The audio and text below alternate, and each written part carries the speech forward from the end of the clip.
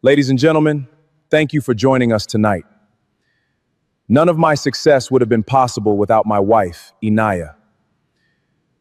Tonight, I have a special gift for you, one you've long deserved.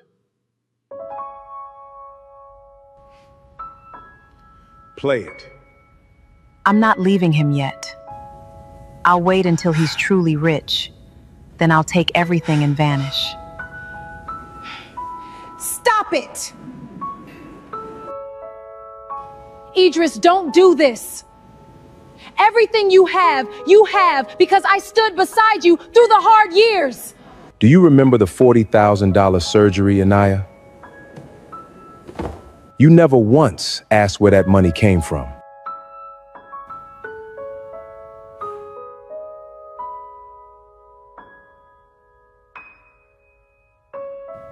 You won.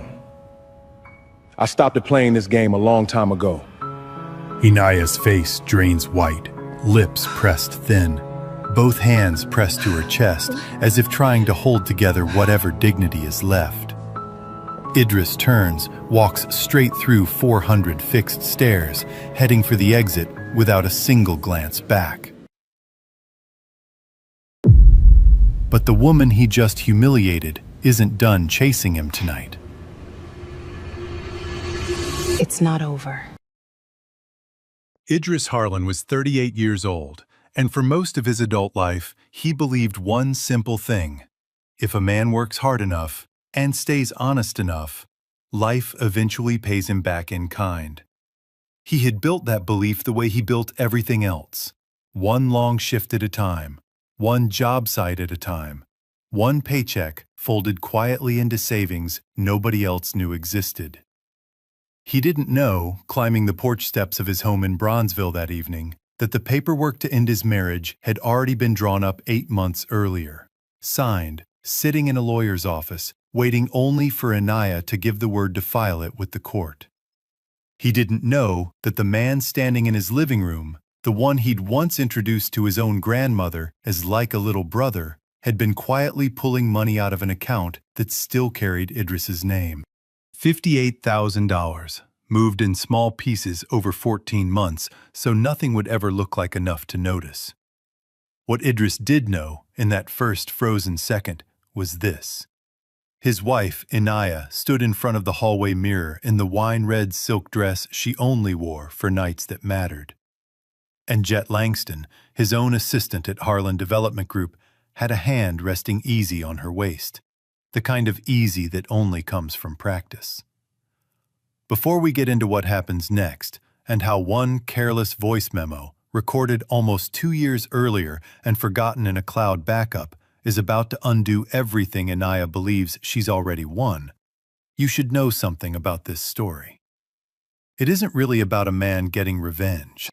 It's about a man who had already quietly built the ground beneath his own 2 feet, long before anyone thought to test whether it would hold. It had been a 14-hour day. Idris spent it on a mixed-use site in the Loop, the kind of job that starts before sunrise and doesn't let a man sit down until the concrete trucks are gone and the last permit inspector has signed off. He could have handed oversight of that site to a foreman years ago. He owned enough of the company by then that nobody would have blinked. But Idris had never once managed to make himself stop showing up in person.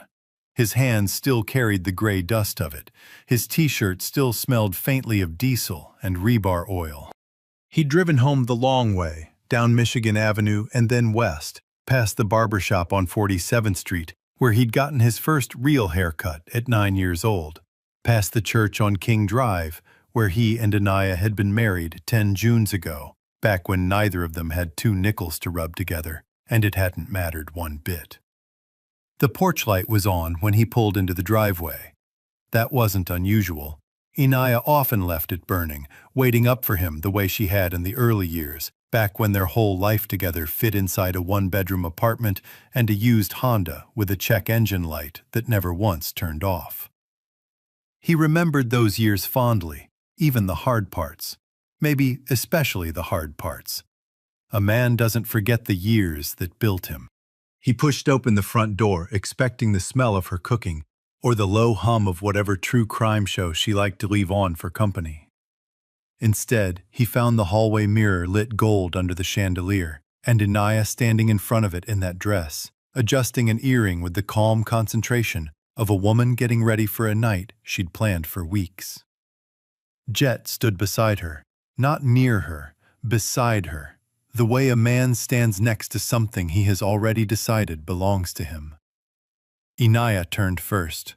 Her eyes moved over Idris slowly, from his dust-streaked work boots up to his tired face, the way a person studies a piece of furniture they've already agreed to give away. Idris? Her voice was even, almost bored, the way you'd correct a child for the third time in one afternoon. You're really something, standing there like that. Stay home tonight. Don't embarrass me in front of the board. Jet said nothing. He didn't need to. His hand on her waist said enough for both of them. Idris stood in the doorway a moment longer, still holding his work bag, still carrying the smell of the job site on his skin. He didn't raise his voice. He didn't ask a single question. Something in him had already gone quiet and still, the way water goes still right before it turns to ice. He thought briefly of a wooden chair sitting out in the garage, one he'd built with his own 2 hands 4 years back, when Inaya told him not to waste money on furniture, because we're still poor, Idris.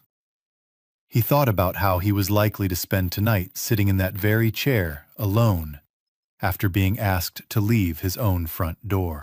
He didn't argue. He nodded once, small and slow, turned, and walked back out through the door he'd just come through minutes earlier. It clicked shut behind him. A small sound, almost nothing at all.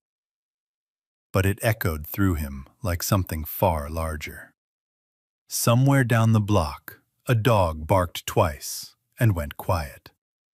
The porch light stayed on, burning gold over an empty step, lighting up a home that no longer had a place for him inside it.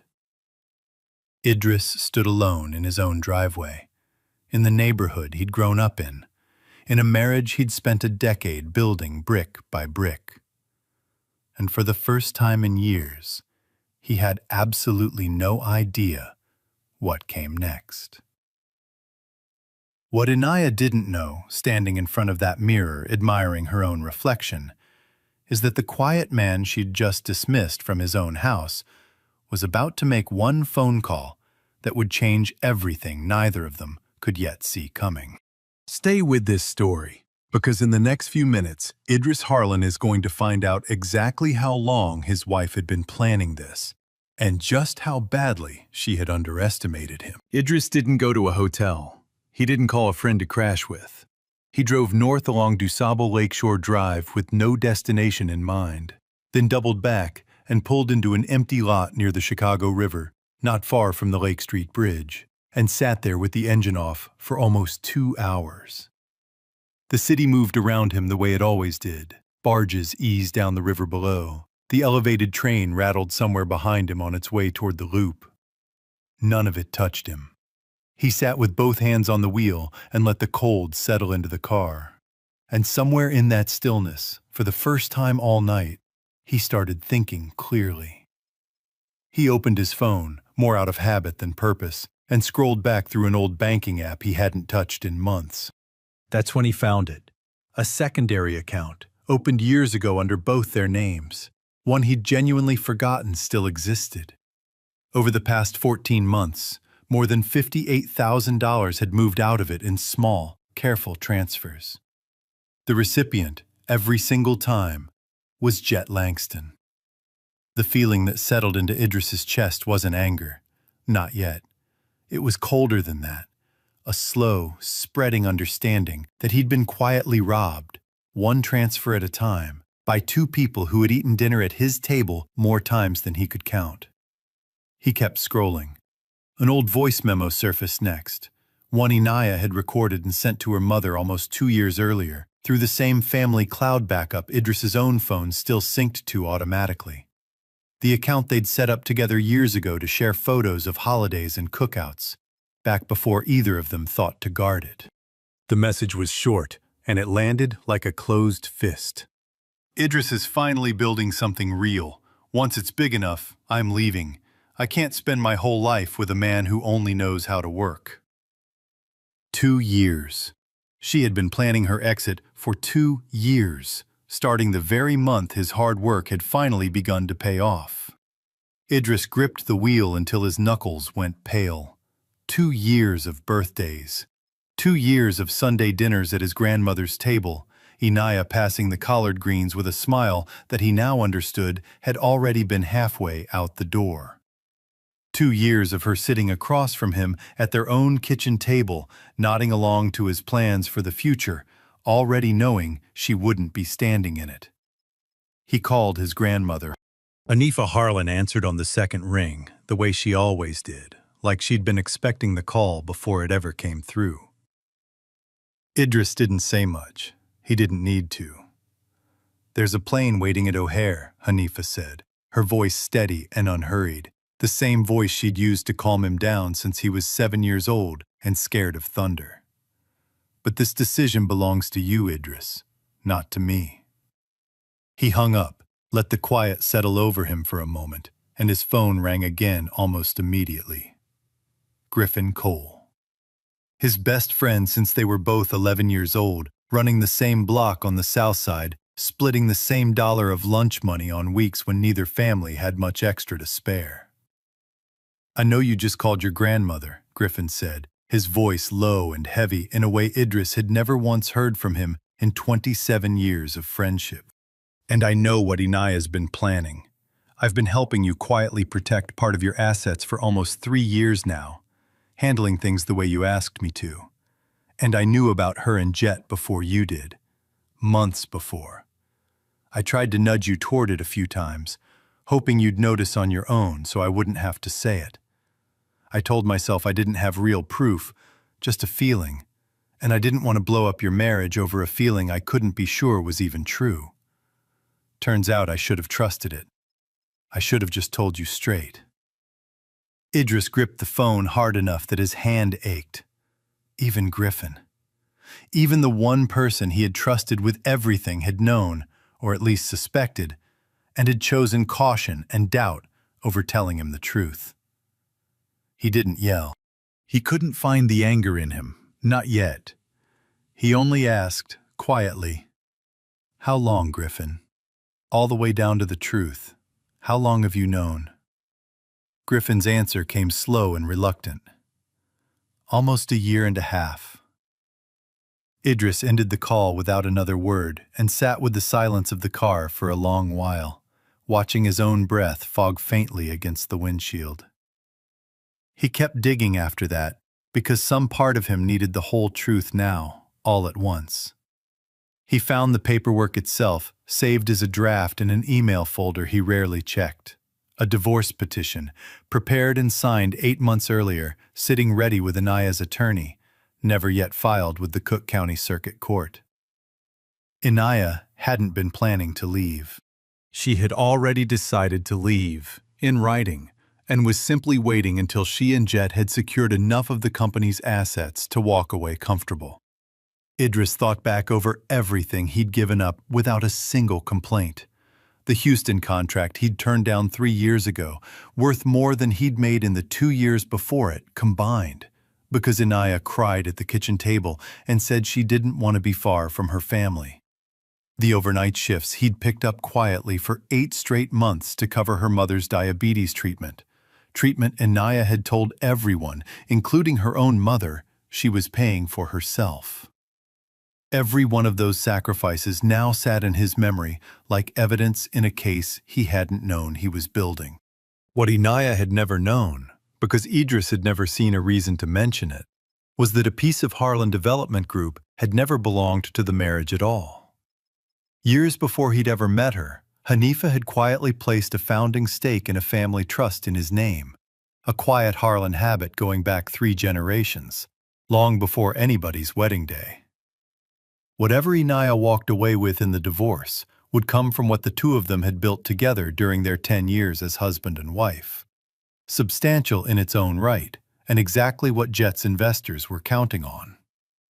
But the peace Griffin was about to introduce to a ballroom full of strangers had never been hers to divide. One more discovery waited for him before the night was through. A message thread between Jet and a small group of outside investors, forwarded by mistake just weeks earlier to a shared company drive Idris still had access to. They were preparing to move on Harlan Development Group the moment the divorce was finalized, using whatever marital shares Anaya walked away with to force Idris out of the very company he'd built with his own two hands, starting from a single job site 15 years earlier. It wasn't just a broken marriage anymore. It was a plan, assembled carefully over years, to take everything Idris had spent his adult life constructing, his money, his company, and eventually, the story of who he was. Idris sat in that empty lot by the river until the sky over Lake Michigan began to lighten faintly at the edges. He wasn't angry anymore, not in the reckless way that makes a man do something he'll regret. What settled into him instead was something quieter, and far more dangerous to the people who had underestimated him. Clarity. He knew exactly what Inaya and Jet had done. He knew exactly what neither of them realized he still had. And somewhere in that early morning stillness, a plan of his own quietly began to take shape. One that wouldn't need a single raised voice to work. Instead, he drove to his grandmother's house in Kenwood as the sun came up fully over the lake, sat at her kitchen table while she made 2 cups of coffee without being asked, and told her everything, start to finish, in a voice that never once rose above the sound of the percolator. Hanifa listened the whole way through without interrupting. When he finished, she only said, "Your granddaddy used to tell me, the loudest man in the room is rarely the most dangerous one in it." Idris held on to that the rest of the day. There was one gala left on the calendar that season, the biggest one of the year, the kind neither Inaya nor Jet would ever dare to miss. Idris picked up his phone one last time and sent a single text to Griffin. "I need you to introduce me at the gala Friday night." He didn't explain why. He didn't have to. What Inaya had built her entire plan around was a simple, dangerous assumption that the quiet man she'd married would stay quiet forever and never once notice what was slipping out from under him. Friday night, in front of everyone she'd spent years trying to impress, she was going to learn exactly how wrong that assumption had been. Griffin knew about the affair a year and a half before Idris did, and said nothing to protect the family's peace. Comment Team Griffin if you think loyalty sometimes means staying quiet. Comment Team Idris if silence like that is its own kind of betrayal. The Chicago Black Business Alliance held its annual gala at the Palmer House Hilton in the Loop, the kind of night where marble floors caught gold light off 3 enormous chandeliers, and everyone in the room had worked years to be standing exactly where they stood. 400 guests, old money and brand new money, trading business cards over champagne, under a ceiling painted with clouds that had watched over that ballroom since 1927. Inaya arrived on Jet's arm. She wore the same wine-red dress from that Tuesday night, and she wore it like a flag. Table after table, she introduced him with the same bright, certain voice. "This is Jet," she said, again and again, her hand resting on his forearm. "The real man in my life." Nobody at those tables knew yet that the man she'd left behind was already seated near the back of the room, in a simple black suit with no tie, a glass of water in front of him he hadn't touched, watching the evening unfold exactly the way he'd expected it would. Griffin Cole stepped up to the podium a little after 9 o'clock, and the room settled into the kind of hush a good speaker earns before he even opens his mouth. "Tonight," Griffin said, "I want to introduce someone most of you have done business with for years without ever knowing his name. A man who has quietly held 47% ownership in Harlan Development Group through a family trust established long before most of you signed your first contract with the company, before he was even a married man." A spotlight swept back across the ballroom and landed on Idris.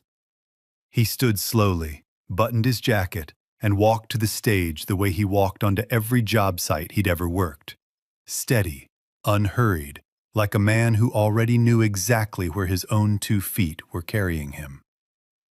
The room whispered as he passed between the tables.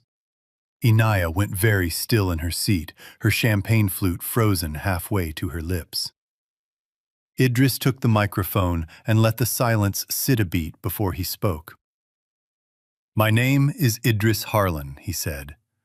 "For the past 3 years, I've quietly funded scholarships for 187 black students across Chicago public schools. I never put my name on a single one of those checks, because that was never the point of doing it." A ripple of applause started, warm and genuine, and near the third table from the stage, a young woman in a navy blazer rose halfway out of her seat, her hand pressed to her mouth. She had been one of those 187 students, now finishing her 2nd year at the University of Illinois. And until that exact moment, she had never known the name of the man who'd made it possible. Idris caught her eye for half a second, gave the smallest nod, and let the applause settle before he went on. "I've also spent the past 2 years quietly paying for my mother-in-law's diabetes treatment," he said, and his eyes moved, calm and direct, toward Inaya's table. "I paid her younger brother's college tuition in full, and for 2 of those years, I covered the resign for the Langston family, during a stretch when they were struggling more than most people in this room ever knew. Nobody asked me to keep any of that secret. I just never saw the need to announce it." Inaya's face drained of color. Beside her, Jet turned to look at her, confusion breaking hard across his features. She had never once told him where that rent money came from. She had let him believe it came from somewhere else entirely, or from nowhere at all, as long as he never asked too many questions about it. Idris wasn't finished. "There's one more thing I think this room should hear," he said, and lifted his phone, holding it close enough to the microphone that the recording carried clean across the ballroom. Inaya's own voice filled the room a moment later, calm and certain, recorded to her mother almost 2 years earlier. "Idris is finally building something real. Once it's big enough, I'm leaving.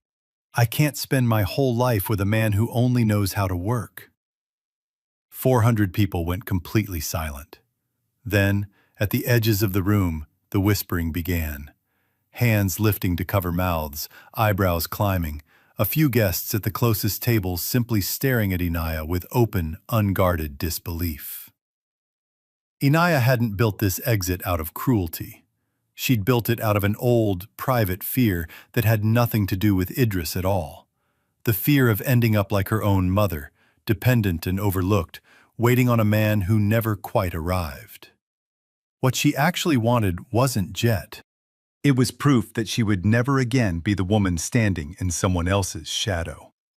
The tragedy was that chasing that proof had turned her into exactly the kind of person she'd always been afraid of becoming. Jet leaned toward her, his voice low, but not nearly low enough. "You've been paying my family's rent this whole time?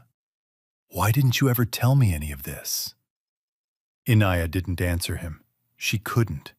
Her carefully built evening was coming apart in real time, in front of every single person whose respect she had spent years cultivating. One dinner party and one donation at a time. She stood up fast enough that her chair scraped hard against the marble floor. "Idris, don't do this," she said, her voice climbing, losing all the polish it had carried through the entire evening. "Everything you have because I stood beside you through the hard years." Idris looked at her from the stage, steady, without a single trace of anger in his voice. "Do you remember 3 years ago, when your mother needed surgery, and you told everyone, including me, that you had it handled?" He said. "You never once asked me where that $40,000 payment actually came from. I did ask myself that question plenty of times, but you never did. Some part of you already knew you wouldn't like the answer." Inaya opened her mouth and found nothing left inside it. Jet was staring at her now, not with affection, but with the particular suspicion of a man realizing he might be standing beside someone he never actually knew at all. Then Jet made his own mistake, whispering to her in a voice that carried further than he intended. "Did you reach out to those outside investors without telling me first?" A few heads at the nearest tables turned sharply toward them. Inaya's eyes went wide with panic. That was the second secret to come apart in front of the room in under 5 minutes, and there was no version of this evening left worth salvaging. Griffin, who had stepped back near the edge of the stage but hadn't yet returned to his seat, watched it all unfold with the tired, steady look of a man who had carried a secret for a year and a half and was finally allowed to set it down. He caught Idris's eye once, a small nod passing between them, an apology and a thank you both at once that didn't need a single word. Somewhere near the bar, a table of investors Idris recognized from a dozen closed-door meetings over the years had gone quiet mid-conversation, watching Jet with a new and unflattering kind of attention. Whatever deal Jet had been quietly assembling with outside money, it wasn't going to survive the walk back to the parking garage. A man doesn't get to keep partners who just watched him lie badly in front of 400 witnesses. Idris set the microphone gently back on its stand, the small click of it landing louder than it should have in the ringing silence of the ballroom. He looked at Inaya one last time, not with rage, not even with sadness, but with something that looked almost like peace. "You won," he said quietly. "You always thought this was a game you needed to win, but I stopped playing it a long time ago." He stepped down off the stage and walked straight through the ballroom toward the exit, past 400 guests who parted for him without a word, past Griffin, who gave him a single, small nod of respect, past Inaya's table, where she stood frozen, one hand pressed flat against her chest, as though she could hold her own composure in place by force.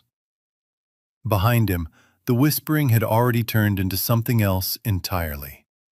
The low, unmistakable sound of a reputation carefully built over years, unraveling in real time in front of the exact people it had been built for. The doorman at the Palmer house held the heavy brass and glass door open without a word, the way doormen do when they can sense a night has just turned into something people will talk about for years. Cold October air met Idris on the sidewalk of Monroe Street, sharp enough to clear his head, and for the first time since he'd walked into his own living room 3 days earlier, he breathed easy. Idris didn't look back once. He had one more stop to make that night, and it was already waiting for him out at O'Hare. Idris drove the 15 minutes out to O'Hare with the windows cracked, letting the cold air do the work his mind had been trying to do all night. Chicago slid past him in streetlight and silence, the skyline shrinking in his rearview mirror, then the flat stretch of expressway that always felt at that hour like driving off the edge of the city entirely. At the private aviation terminal, a Gulfstream G650 sat waiting on the tarmac, its white fuselage catching the runway lights, the Harlan family crest painted small and dignified near the tail. The cabin door stood open. Warm light spilled out onto the wet pavement below the stairs. Hanifa Harlan stood at the top of those stairs in a deep purple caftan, one hand resting on the cane she'd carried every day since her hip surgery 6 years earlier, though everyone in the family knew she barely needed it anymore. She watched Idris's car pull up with an expression that wasn't anger. It was something closer to patience, the particular patience of a woman who had been waiting a very long time for this exact night to arrive.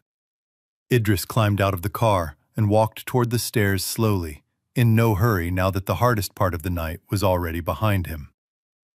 Hanifa came down 2 steps to meet him halfway, close enough that only he could hear her. "Griffin called me the morning you asked him to introduce you," she admitted, a small, private smile pulling at the corner of her mouth. "Had a live stream link in my email within the hour. I've been sitting in that terminal lounge all evening with my tablet, watching every minute of it." "And?" Idris asked. And I'm glad I came dressed for standing on tarmac instead of sitting through another gala, Hanifa said, gesturing at the plain travel coat she wore over her kaftan.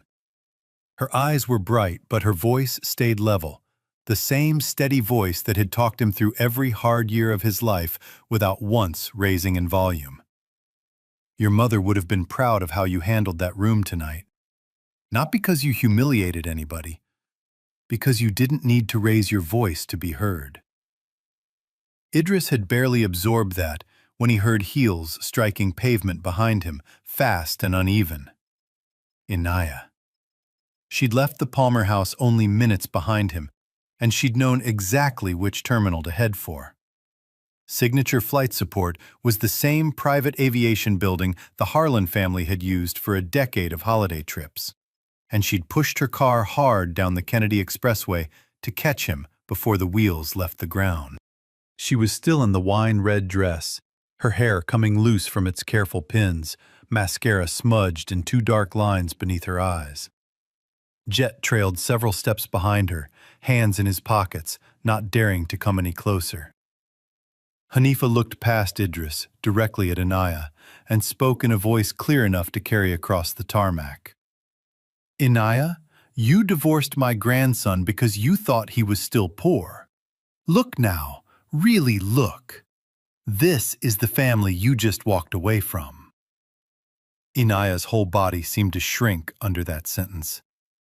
She looked at the jet, then at Idris, then back at Hanifa, and for the first time all night, Idris saw something in her face he hadn't seen in years.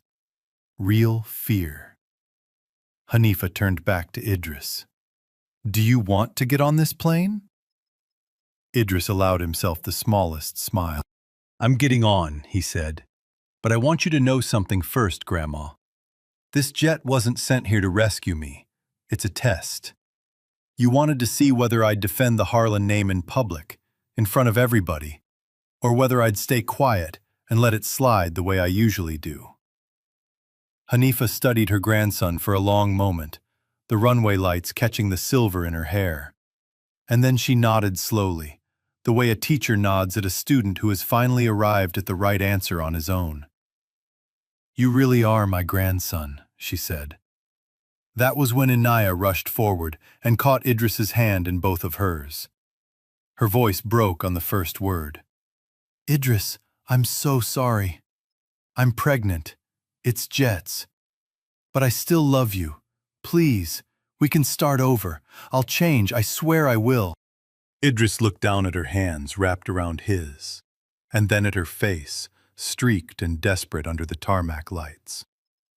He felt no anger rise up in him. No pity either. Only a tiredness that had been building for months, finally settling somewhere he could set it down for good. He gently pulled his hand free. You don't have to keep lying to me anymore, Inaya, he said quietly. You already won, back at that gala. I hope it was everything you wanted. But I told you then, and I'm telling you now. I stopped playing this game a long time ago. Some part of Idris still loved the woman standing in front of him. That much was true, and he didn't pretend otherwise. But in the 3 days since she'd called him boring in his own living room, he'd learned something he couldn't unlearn. Love without honesty is just a slower way of losing yourself. He wasn't refusing her out of anger or revenge.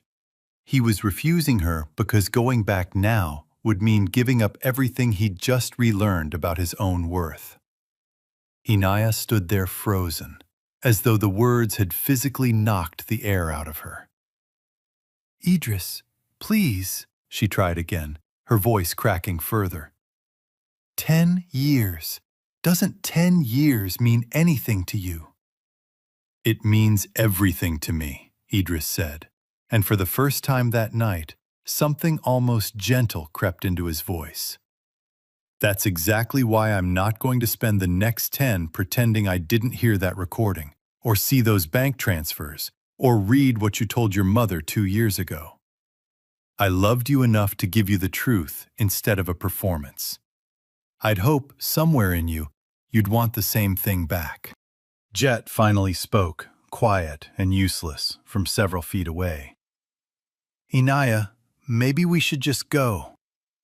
She didn't even turn to look at him. Behind her, Jet turned his own face away instead, unable to meet anyone's eyes, understanding without needing to be told that he'd just watched her lose the last real chance she had to fix any of this, and that whatever future the two of them had been building together had likely gone down with it. Idris climbed the stairs without another word. At the top, Hanifa touched his shoulder once, briefly, the way she had every night of his childhood before bed. Then she turned and disappeared into the cabin ahead of him. Idris paused in the doorway and looked back one final time. Inaya still stood on the tarmac below, alone under the harsh airport floodlights, her arms wrapped around herself against the cold. Jet had drifted several feet away from her, already checking his phone, already halfway toward whatever came next for him, and nowhere near her side. For the first time since Idris had known her, Inaya looked small. The cabin door swung shut with a heavy, final sound. Not loud, but absolute, the kind of sound a chapter makes when it closes for good. Through the small oval window, as the jet began its slow taxi toward the runway, Idris watched the terminal lights shrink and blur. Somewhere down there, under one of them, Inaya was still standing exactly where he'd left her. He settled back into the leather seat across from his grandmother, who was already pouring 2 small glasses of sweet tea from a thermos she never traveled without, gala or no gala. "You did the hard part already," Hanifa said, handing him a glass. "Everything from here forward is just living." Idris looked out the window one more time as the runway lights began to blur into streaks beneath the wing. Chicago spreading out gold and endless below them. The lake a dark, quiet line at the edge of it all. He thought about the version of himself who had climbed his own porch steps 3 nights ago, tired and covered in concrete dust, believing his whole life was still exactly where he'd left it that morning. That man was gone now. In his place sat someone lighter. Someone who had just watched the last piece of an old life fall away, without needing to raise his voice even once. "You know," Hanifa said, settling into the seat across from him as the wheels left the tarmac, "your grandfather always used to say a man reveals his whole character in the 5 minutes right after he's been wronged. Not before. Not after he's had time to plan a speech. Right in that first 5 minutes, before he knows anyone's watching." Idris turned that over for a moment. "And how'd I do?" "You didn't raise your voice once tonight," Hanifa said. "Not in that ballroom, not on this tarmac. That's not something I taught you how to do, Idris. That's something you already had in you." She reached over and patted his hand once. The same brisk, business-like gesture of affection she'd been giving him since he was a boy too proud to be hugged in public. "Get some rest now. Tomorrow, there's a lot of decisions waiting on you, and none of them are going to be easy ones." The jet lifted off into the dark, and for the first time in longer than he could remember, Idris Harlan closed his eyes and simply let himself rest. 3 months later, Idris officially took over full control of Harlan Development Group. The paperwork was simple, in the end, once the divorce settlement stopped being a fight and became just a formality. Inaya's attorneys had quietly stopped pushing for more the moment the gala recording made its way, uninvited, onto a local news segment. But Idris didn't move back into the house in Bronzeville. He didn't want the mirror in that hallway, or the porch light that used to burn gold for a woman who'd already stopped waiting up for him long before he ever noticed. Instead, he bought a modest brick 2-flat on the south side, not far from the very job site in the Loop where he'd once worked 14-hour days pouring foundations for buildings he'd never live in. He sat down with his lawyers and his grandmother on a gray Tuesday afternoon and announced his final decision, one he'd been quietly working toward since the night of the gala. Nearly all of his controlling shares and personal assets would be transferred into a new organization, the Harlan Community Legacy Fund, a nonprofit built to support young Black entrepreneurs starting out in Southside neighborhoods like Woodlawn, Inglewood, and his own childhood streets in Bronzeville.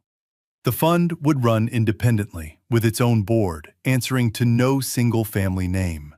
Idris would keep only enough to live comfortably and keep working, nothing more. Hanifa sat quietly through the entire announcement, her hands folded in her lap, her cane leaning against the arm of her chair. When Idris finished, she didn't speak right away. "When did you decide this?" she finally asked. "The night I found out about the divorce filing," Idris said. "I realized I didn't need to hold on to everything they thought I'd built for them. I only needed to hold on to what actually made me who I am." Hanifa rose slowly from her chair, walked over, and placed one hand on his shoulder. "Your mother used to tell me, 'Don't let money ruin my son. Let it make him stronger instead.'" Her voice caught, just slightly, on the word stronger. "You did exactly that, Idris. You turned out stronger than the money ever was."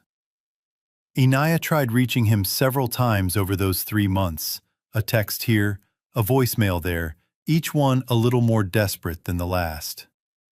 Idris never responded to a single one. There was nothing left unsaid between them that hadn't already been said in front of 400 witnesses at the Palmer house. Griffin showed up at the new Southside house the week after the announcement, standing on the front step with his hands shoved deep in his jacket pockets, looking like a man who'd rehearsed his apology the whole drive over and forgotten most of it anyway. "I should have told you sooner," he said. "I let keeping the peace turn into something a lot closer to lying, and I know that." Idris let him stand there a moment before he stepped back and held the door open. "You protected my money for 3 years without taking a dollar for yourself," Idris said. "That counts for something. Come on in, Griffin. I'll put the coffee on." It wasn't forgiveness delivered all at once, the way it might happen in a movie. It was the slower, more honest kind. The kind that gets rebuilt one Tuesday coffee at a time. Jet fared worse. Federal investigators, following threads that had started unraveling the night the outside investor scheme came apart in public, eventually charged him with securities fraud and conspiracy to seize control of a private company under false pretenses. His name showed up in the Chicago Tribune's business section 3 separate times that autumn, each headline a little smaller than the last, the way a man's relevance tends to shrink once the scheme behind it collapses. One evening in late November, Idris stood alone on the rooftop deck of the new Harlan Development Group offices in the Loop, looking out over a city he'd spent his whole life either building or watching get built.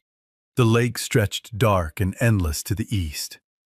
Streetlights strung themselves out in every direction below him, a whole grid of ordinary lives moving through ordinary evenings, the way his own life had moved for 38 years before any of this happened.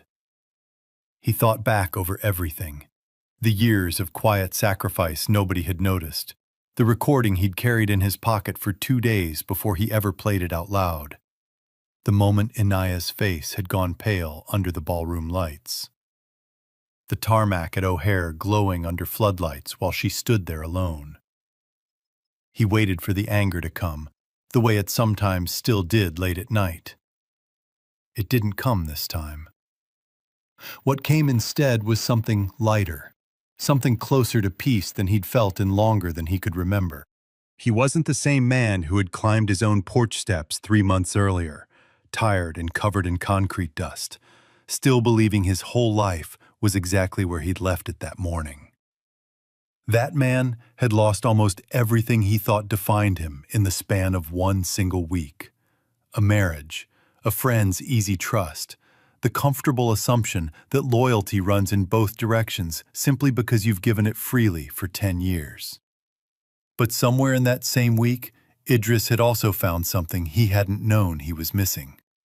The plain, quiet relief of no longer needing anyone else's permission to know his own worth. He didn't need Inaya's love to prove he was worth loving. He didn't need Jet's respect to know what he'd built was real. He didn't even need his grandmother's approval, though he was grateful, always, to have it.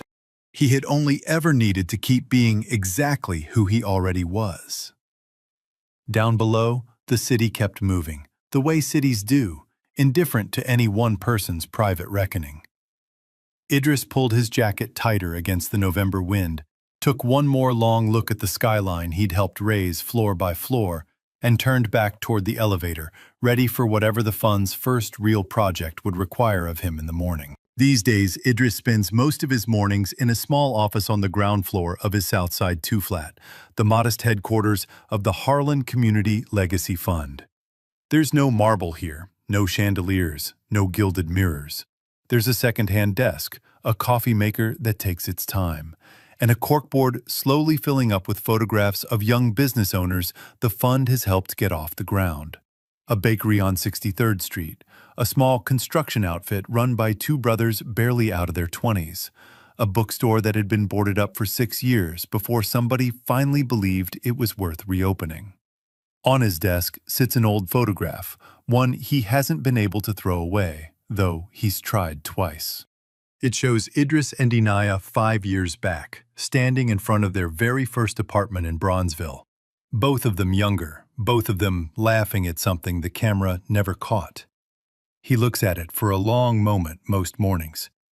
Today, he reaches over and gently sets it face down, not out of anger, out of the simple, practical understanding that some chapters are meant to be closed quietly, without ceremony, the same way you'd turn off a lamp in a room you're finished sitting in.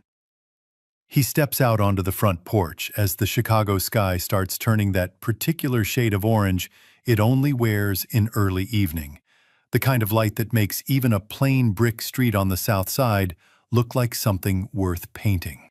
Next door, on a porch that's seen better decades, 3 young men sit close together, hunched over a laptop, arguing good-naturedly about a business plan for a mobile detailing service. One of them, no older than 23, glances over, recognizes Idris, and gives him a small, respectful nod. Idris nods back. He doesn't need to say much these days. He's learned that showing up, quietly and consistently, says more than most speeches ever could. Later that evening, his grandmother calls, the way she does most Sundays now, usually right around the time she's pulling a sweet potato pie out of the oven for the church potluck the next morning. She complains, as always, about her old vacuum cleaner, the one his nephew has taken to calling the old dragon on account of the noise it makes climbing the stairs, and Idris laughs harder than the joke probably deserves, mostly because it's good, plain, ordinary laughter, the kind he'd nearly forgotten how much he missed.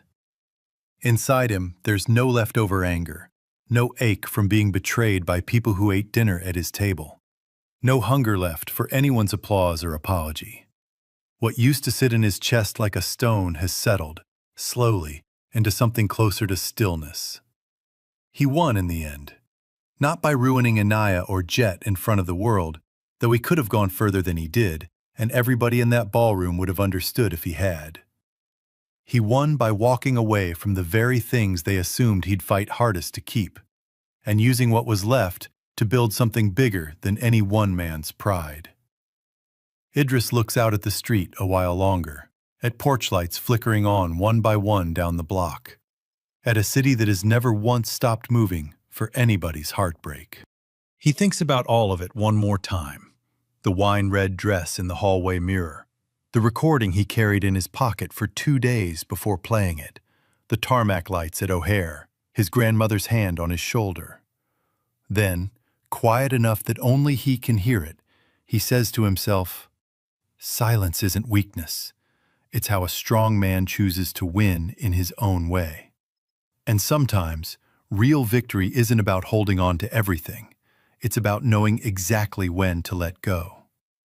He turns and steps back inside, closing the door gently behind him. Warm light spills out through the front window and onto the porch behind him.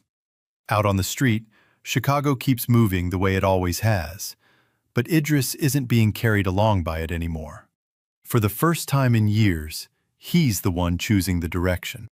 This story reminds us that dignity was never about staying silent forever. It's about knowing exactly when your silence has finished its work and when it's time to speak. If you're widowed, or if a marriage of decades ended in a way you never chose, here's something more useful than being told to stay strong. Tonight, before you turn off the kitchen light, pull out whatever notebook is closest, even the spiral one from the drugstore, and write down one thing you did right this week. Just one. Do that every night for a month before you decide what the rest of your life is worth. If Sunday afternoons have gone quiet, call the grandchild who still picks up on the second ring and ask them to come learn the one recipe nobody else in the family has bothered to write down. Let them get flour on the counter. Let them keep the card afterward. And if you're the one who already suspects someone in your life isn't telling you everything, don't wait for a gala or a jet on a runway to find out. Start a plain folder. Write down dates and amounts as you notice them. Call your own attorney before you sign anything, not after. Real strength was never about carrying a hard season alone forever. It was always about knowing which ordinary evening to finally set the weight down, and who's still standing close enough to help you carry what's left. These scripts are born from genuine human creativity and a desire to confront social truths. AI acted as a co-pilot, helping organize thoughts so that powerful messages of fairness, forgiveness, and human potential could touch hearts worldwide. Production team: Story and Screenplay by Quinn Fung. Character Development and Visual Conceptualization by Chris Nguyen. Video scripting and scene adaptation by David Nguyen. A passionate team dedicated to bringing this story to life.